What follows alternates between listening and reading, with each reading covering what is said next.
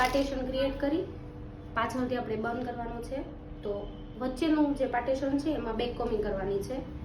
Back coming કરી અને attachment કરવાનું છે નેટથી.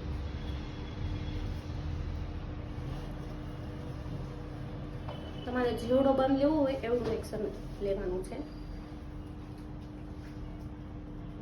અને ક્લાયન્ટના હેર ના હોય તો તમે એક્સટેન્શન બી નાખી શકો છો.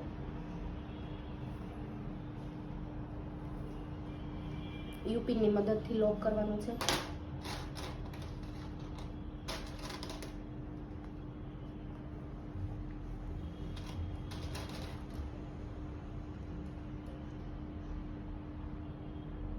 તો બસ રેડી. પછી એને ટ્વિસ્ટ કરી